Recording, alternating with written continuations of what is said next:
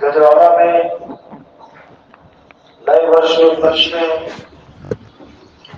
परमपिता परमात्मा की गुण ज्ञान का सत्संग होने जा रहा है। बहुत बड़े भार होते हैं उन जीवों के जो अपने पूरे जीवन काल में एक बार भी इस मूल ज्ञान को सुन पाते हैं, और उससे भी बड़े भाग होते हैं उन जीवों के जो इस मूल ज्ञान को थोड़ा सा भी समझ पाते हैं। क्योंकि सुनना बहुत आसान है, आए घर से निकले, बैठे, 1 घंटा सुना, वापस घर चले गए। सुनना बहुत आसान है, लेकिन इसको समझना बहुत मुश्किल है। इसको समझना इतना मुश्किल है कि आप सोच भी नहीं सकते। समझ केवल उसी को आता है जिस पर परमात्मा की दया होती है, जिसमें मालिक की पूरी दया हो जाती है, वो इस ज्ञान को समझ जाता है। उसका विवेक ऐसा जागता है कि एक एक बात उसको समझ में आने लग जाती है। नहीं तो बड़े बड़े ऋषि मुनि इस ज्ञान को समझने में फेल हो गए। कैसे फेल हो गए, क्या हुआ, आज इसका पूरा खुलासा करेंगे। और मालिक से अरदास करूंगा कि आप लोग पास हो जाओ, आप मत फेल हो जाना कहीं, क्योंकि ये एक जन्म मिला है, इंसानी जन्म। 1,84 भोगने के बाद एक जन्म मिला है, इंसानी जन्म। अगर ये जन्म बर्बाद कर दिया तो दोबारा से वही उसी चक्कर में आ जाओगे। हाथी, घोड़ा, कुत्ता, बिल्ली, शेर, सांप, बिच्छू, चींटी, इसी चक्कर में आ जाओगे। फिर कोई तुम्हें पूछने वाला नहीं मिलेगा कि क्या हाल चाल है। आज तो पूछ लेते हैं फोन करके, क्या क्या हाल है भाई, हाँ ठीक है। फिर कसाई के दरवाजे पे खड़े हो जाओगे बकरा बन के, कोई नहीं पूछेगा क्या हाल है, कोई बचाएगा नहीं। बार बार मरना पड़ेगा, बार बार कटना पड़ेगा। तो इस सब से छुटकारा कैसे मिले, बार बार जन्म मृत्यु से छुटकारा कैसे मिले, ये आज आपको अच्छी तरह समझाएंगे। और जिसपे मालिक की दया होगी वो समझ जाएगा। तो सत्संग शुरू करने से पहले परमात्मा के नाम पे जयकारा लगाएंगे और फिर सत्संग शुरू करेंगे। बोलिए परमपिता परमात्मा की, सदगुरुपति छोड़ कबीर साहिब की, सभी संतों की, सभी भक्तों की, सत्संग कराने वालों की, इनके गांव नगर बस्ती की, आज के आनंद की, सकल हंस को बंद की साहिब की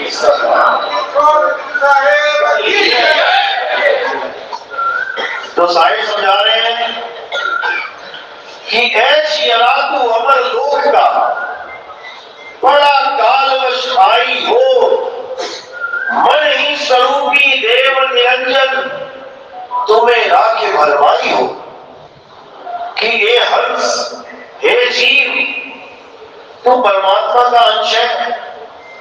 कहते भी ना ईश्वर अंश, जीव अविनाशी। तू अविनाशी परमात्मा का ही अविनाशी अंश है। लेकिन इस दुनिया में, इस काल के लोक में, इस मृत्यु लोक में तू उलझ के रह गया। तुझे काल ने नाना प्रकार की योनियों में डाला। चींटी से लेके हाथी, हाथी से लेके बेल मछली तक तुझे हर योनि का स्वाद दिया उसने। क्यों? क्योंकि तू अपने घर को भूल गया है।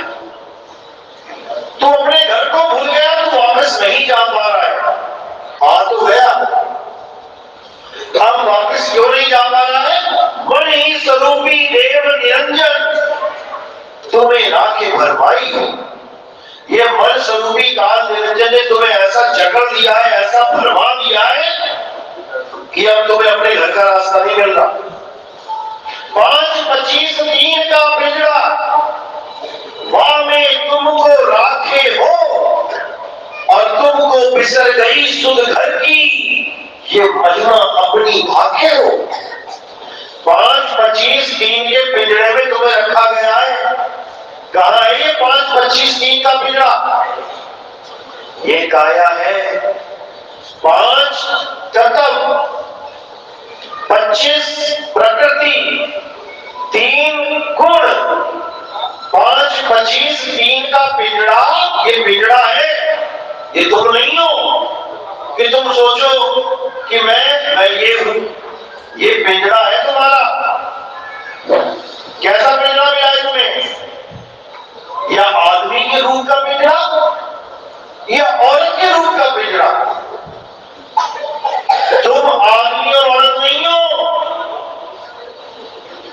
आदमी और औरत पिंजरा है और तुम क्या हो? तुम अविनाशी जीव हो जो इस पिंजरे में तोता बैठा है।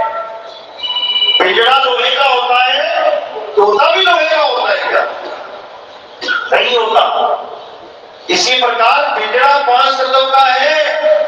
पिंजरा आदमी और औरत जैसा दिखाई दे रहा है। तुम नहीं हो 5 तत्वों के, तुम नहीं हो आदमी और औरत जैसे। तुम्हारा क्या रूप है? तुम्हारा कोई रूप रंग नहीं है। रूप न रेख न रंग, प्रभु 3 गुणाते भिन्न। जब प्रभु भिन्न है तो प्रभु का अंश कैसे हो सकता है रूप रंग में? सोना पीला है तो उसका एक टुकड़ा निकाल के वो लाल कैसे हो सकता है? वो भी पीला ही होगा। इसी प्रकार जो प्रभु जिसका रूप न रेख न रंग, उसका अंश भी वैसा ही होगा, लेकिन अपने आप को भूल गया है। इसलिए अपने आप को आदमी, अपने आप को औरत, अपने आप को बच्चा, बूढ़ा, जवान समझ रहा है। यही अज्ञान है। और जैसा खुद को जान रहा है वैसे ही भगवान की तलाश कर रहा है। खुद आदमी बना बैठा है तो भगवान को भी आदमी मान बैठा। राम जी को आदमी मान बैठा, कृष्ण जी को आदमी मान बैठा। आदमी की पूजा करने में लग गया। पूजा करनी किसकी है यही नहीं समझ में आ रहा इसे। आदमी और औरत शरीर है, मर जाएंगे एक दिन। आदमी भी मरेगा, औरत भी मरेगी। कौन नहीं मरेगा? ये आत्मा कभी नहीं मरती। आत्मा अजन्मा है, नित्य है, शाश्वत है। आत्मा का ना तो कभी जन्म होता है, ना ही आत्मा की कभी मृत्यु होती है। इस आत्मा को ना तो कोई शस्त्र काट सकता है, ना अग्नि जला सकती है, ना वायु सुखा सकती है, ना जल भिगो सकता है। इस आत्मा को कभी कुछ नहीं होगा। हे अर्जुन, इस दुनिया में 2 प्रकार के तत्व हैं। एक असत्य है और एक सत्य है। असत्य तो तुम काया को जानो जो पल पल बदलती है, जो जन्मती और मर जाती है। जब छोटे से बच्चे थे तो कितने से थे? धीरे धीरे धीरे बड़े हुए, काया बदल रही है। यानी असत्य है, झूठ है, माया है। जो माया है वो हमेशा बदलती है। जो बदले सो माया संतो, जो बदले सो माया। अब तुम्हारा शरीर बदल रहा है तो गुरु जी का भी शरीर बदल रहा है, वो भी माया है। राम जी का शरीर बदल रहा है, वो भी माया है। हनुमान जी का शरीर बदल रहा है, वो भी माया है। कृष्ण जी का शरीर बदला, वो भी माया है। क्योंकि काया ही माया है।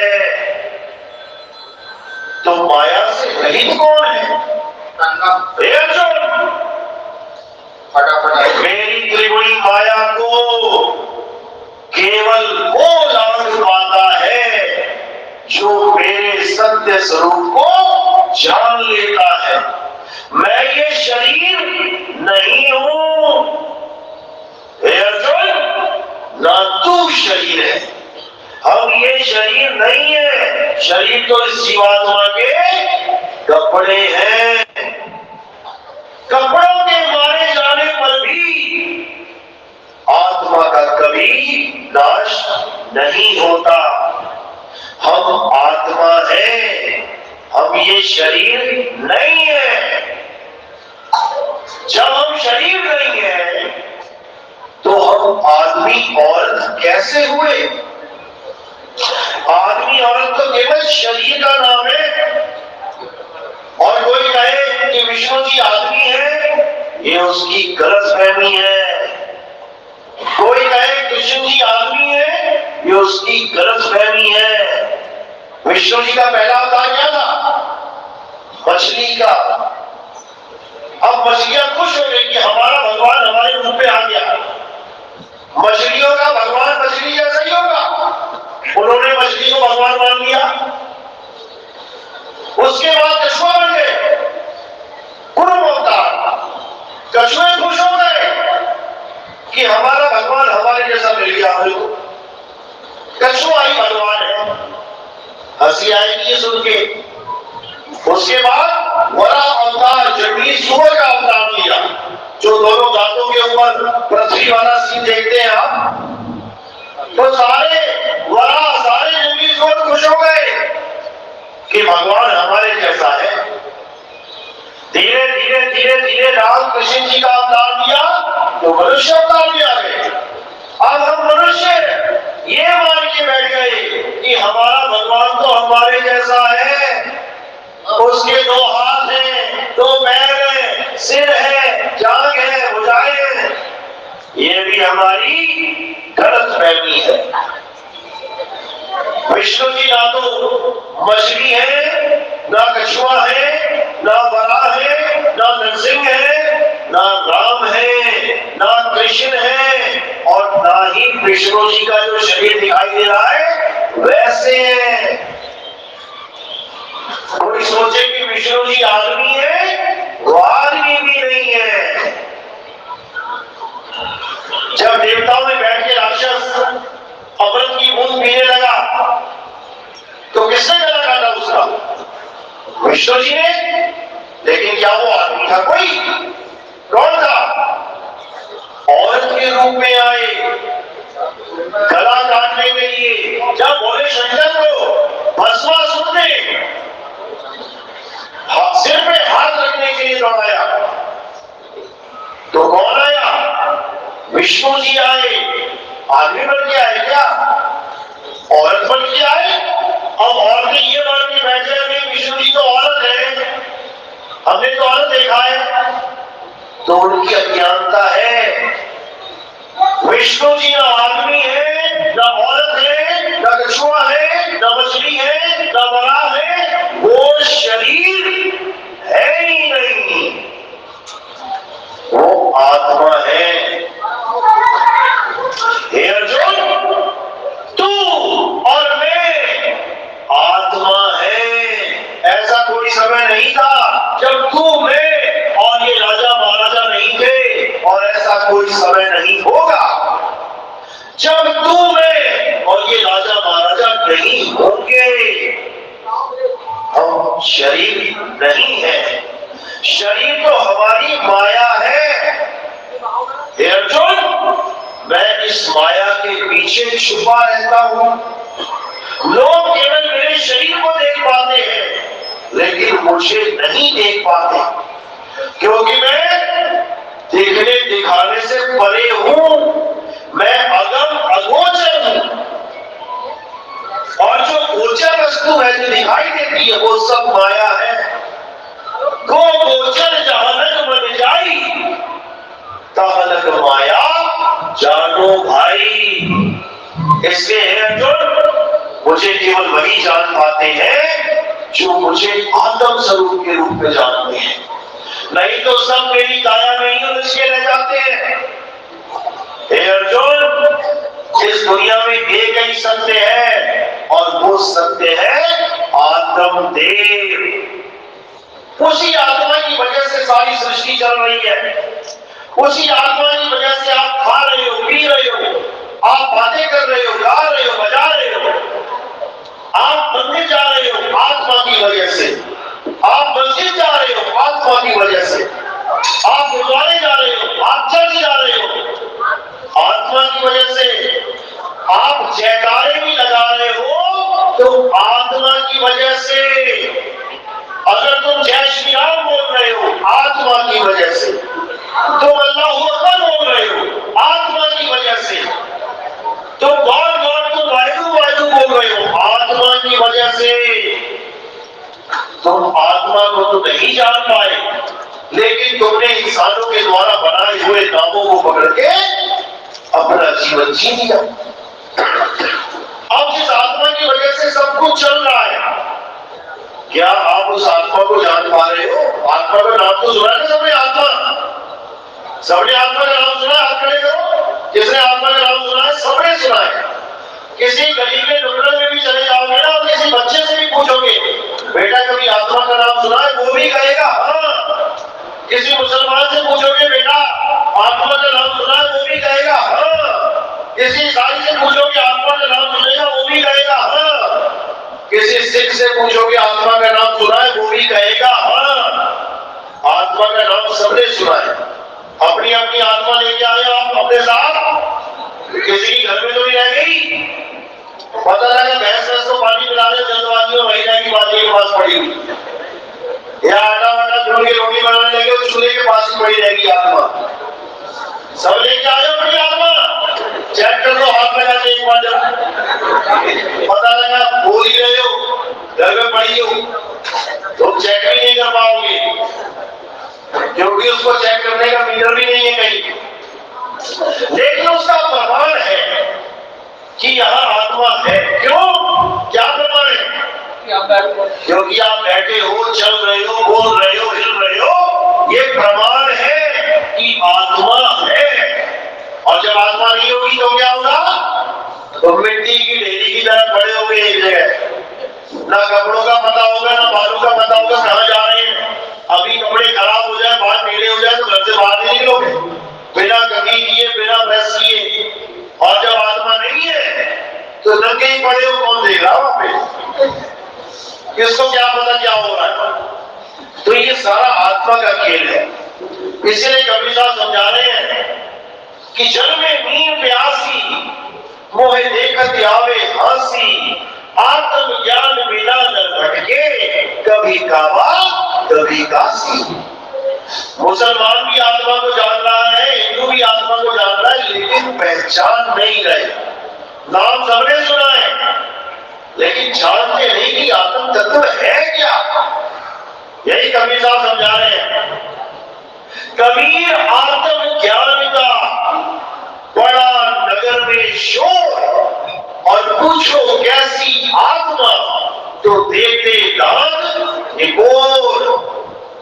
बड़े बड़े ज्ञानी 7-7 दिन का अखंड गीता का पाठ चल रहा है, 7 दिन आत्मा आत्मा आत्मा कर रहे हैं, और 7वें दिन खत्म करके पूजा किसकी करवा देंगे? पत्थर की। अब कहां गई आत्मा? यूट्यूब चैनल देखोगे बड़े बड़े बाबा जी आत्मज्ञान कर रहे हैं। हे जीव तू मालिक का अंश है, तेरा कोई अस्त्र शस्त्र तेरा बिगाड़ नहीं सकता। परमात्मा का, भगवान विष्णु का दिव्यास्त्र तेरा कुछ बिगाड़ नहीं सकता। तू आत्मा है, तू आत्मा है। उसके बाद उस बेचारी आत्मा को क्या बुझवा देंगे? पत्थर। आत्मा आत्मा आत्मा करके पत्थर की पूजा करवा दी। ये आत्मज्ञानी नहीं है। तुम्हें आत्मा आत्मा बोल के गोवर्धन पर्वत के चक्कर लगवा दिए।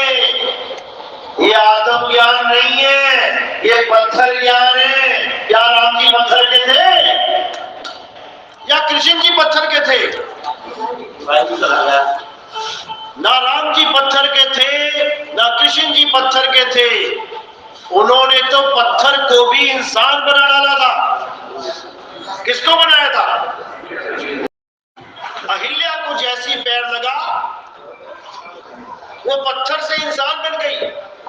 यानी भगवान इतना महान है कि पत्थर को इंसान बना दे, और इंसान उससे भी बड़ा महान है जो भगवान को ही पत्थर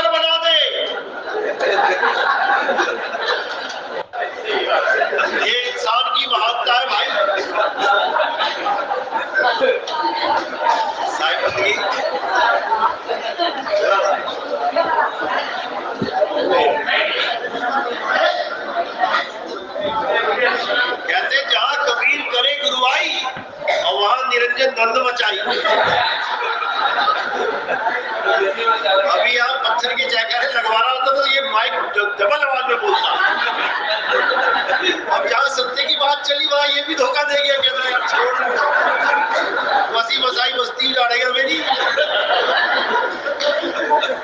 तो ये होता ही है, आगे देखो शर्म है इस बात सर की बात।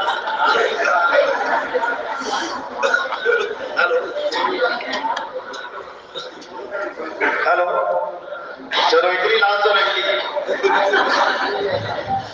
तो बात यहाँ पर है सत्य और असत्य की। सत्य वो होता है जो अखंड है, आत्मा अखंड है, आत्मा को कोई शस्त्र खंडित नहीं कर सकता। उस आत्मा को जानो। और जिस भगवान को हम पूज रहे हैं वो 2 मिनट में खंडित हो जाता है। भले 1 करोड़ रुपए की मूर्ति ले आओ, 1 करोड़ रुपए की मूर्ति लेके आए, ट्रक में लादते उतारते लगे और टूट गई, गिर के थोड़ी सी टूट गई तो क्या हो गया उस 1 करोड़ का? उसका बेड़ा गर्क हो गया। वो 1 करोड़ गया पानी में, गया कि नहीं? 1 करोड़ पानी में नहीं बह सकते। हाँ, 1 करोड़ की मूर्ति जरूर जाएगी पानी में। जब भगवान की मूर्ति खंडित हो जाती है तो कहाँ जाती है? पानी में। ऐसे भगवान की पूजा नहीं होनी कृष्ण जी में जो पानी में चला जाए। हे अर्जुन, आत्मा को पानी भिगो नहीं सकता, और जिसको तुम भगवान माने बैठे हो वो भिगो भी देता है, गला भी देता है। हे अर्जुन, इस एक जन्म में अगर तुमने आत्मा का ज्ञान प्राप्त नहीं किया तो तुम्हारा ये अनमोल जीवन नष्ट हो जाएगा। इसलिए अध्याय 4 34वें श्लोक में क्या बोला? हे अर्जुन, जो ज्ञान में तुम्हें समझा रहा हूं, जो आत्मा का ज्ञान में तुम्हें बता रहा हूं, इस ज्ञान को प्राप्त करने के लिए ऐसे गुरु की शरण में जाओ जिसने आत्मा को जान लिया है, जिसने अपनी आत्मा को जान लिया है। वो तुम्हारी आत्मा का भी भेद बता सकता है। जिसने अपनी आत्मा को ही नहीं जाना वो खुद भी पत्थर पूजेगा और तुझे भी पत्थर पूजवाएगा, क्योंकि वो आत्मा को नहीं जानता। वो केवल सुनी सुनाई बात, लिखी हुई बात बोल रहा है, उसने उसका अनुभव नहीं किया है। यही कबीर साहब समझा रहे हैं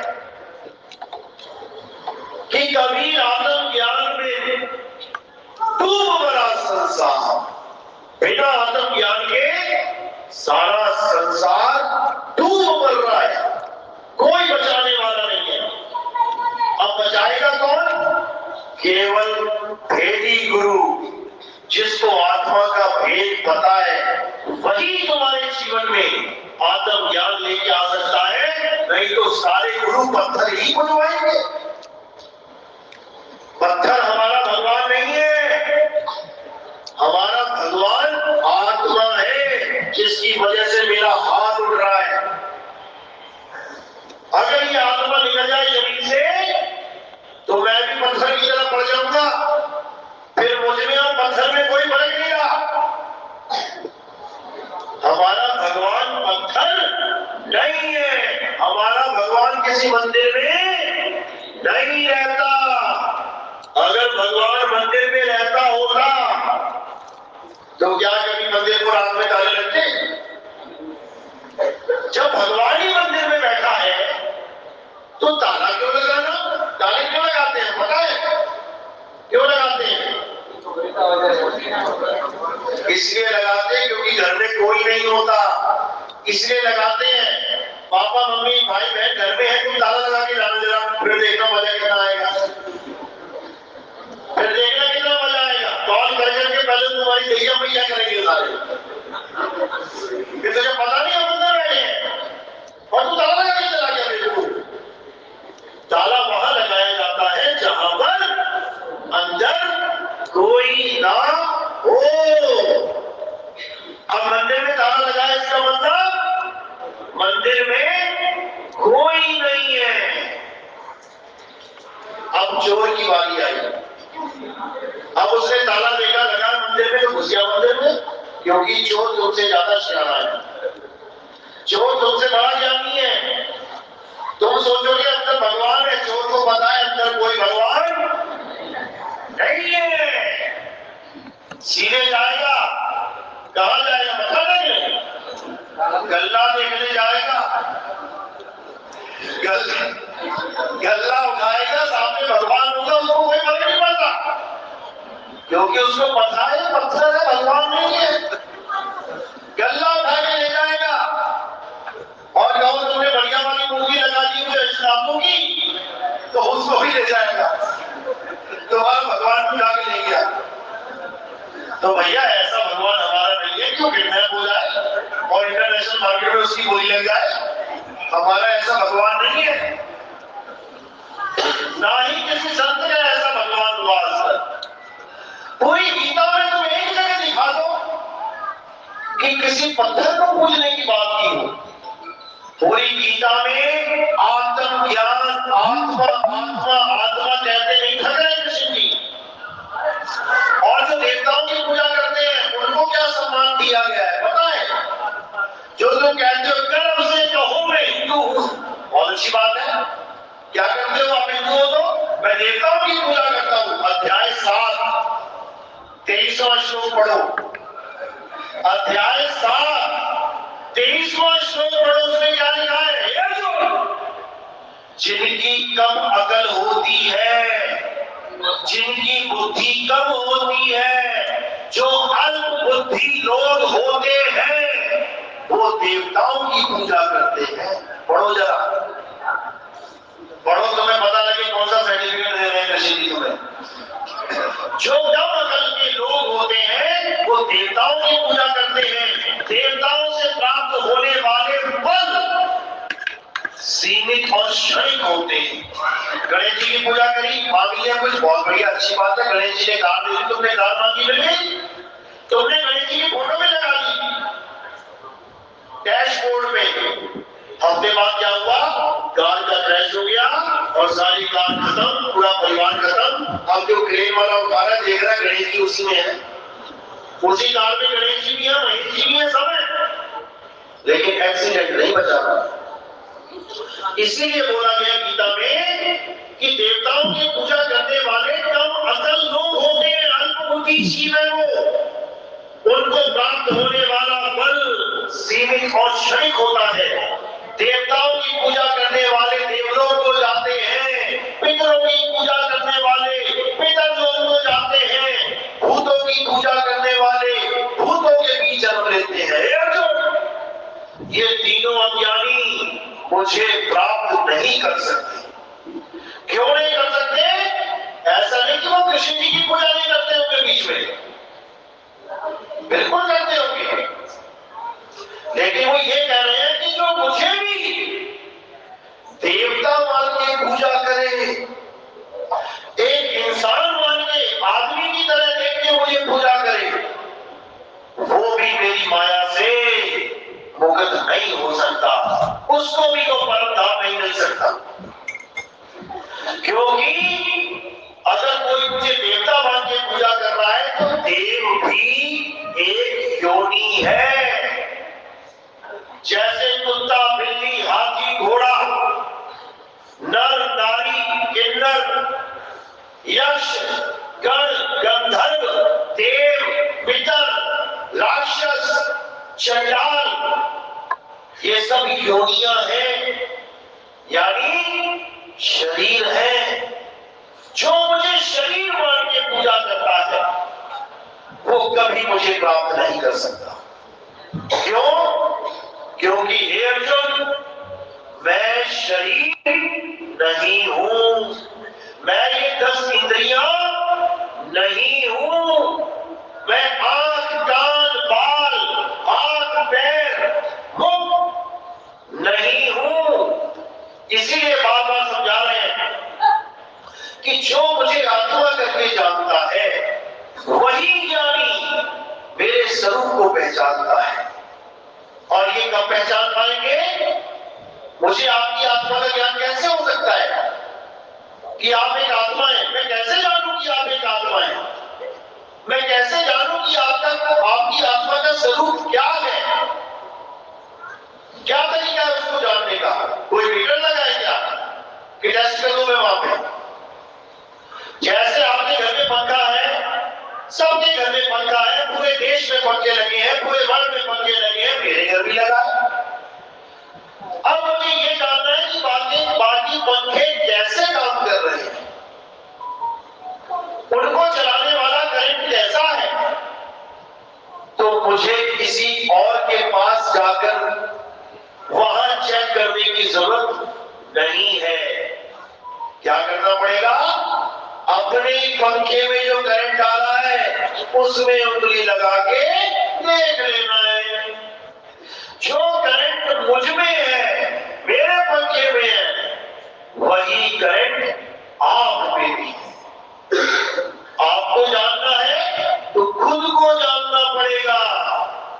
जब खुद को जान गया तो राम जी को भी जान गया, श्याम जी को भी जान गया, हनुमान जी को भी जान गया, क्योंकि हमारे राम, हमारे श्याम, हमारे हनुमान शरीर नहीं है, आत्मा है।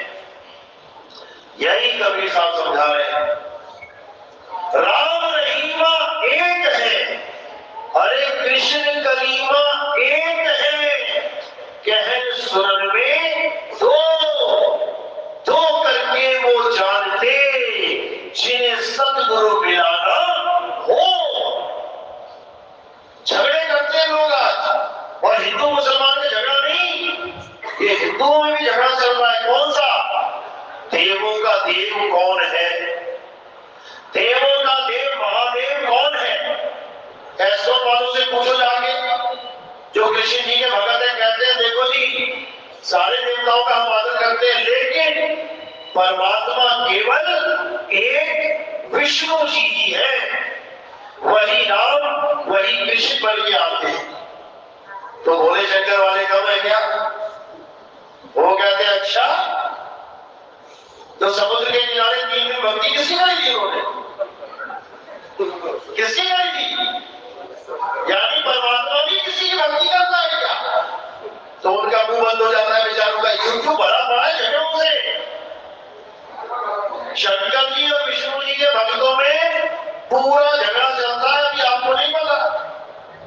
आप दोनों को एक मान सकते हो कि चलो ठीक है, विष्णु जी, राम जी, कृष्ण जी, हनुमान जी सब एक है। वो ना मानते,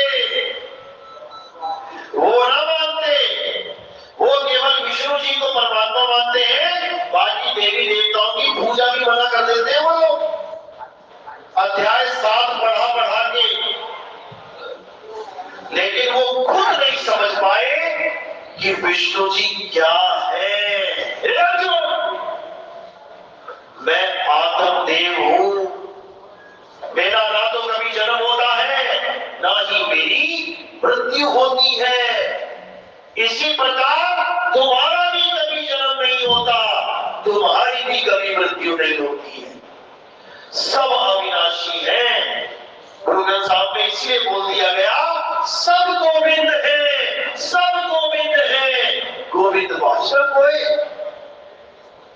बिना गोविंद के कोई है ही नहीं। इसी को बोला गया, तुझ में राम, मुझ में राम, सब में राम समाया, सबसे कर दो प्रेम जगत में कोई नहीं पराया। अब बोलते तो है तुझ में राम, मुझ में राम, और जब रामनवमी आती है तो कहां जाते हैं ढूंढने राम को? मंदिर में। अब कहां गया तेरा राम मेरा राम? क्योंकि ये केवल भजन में ही अच्छा लगता है, ये दिमाग में नहीं आता किसी को।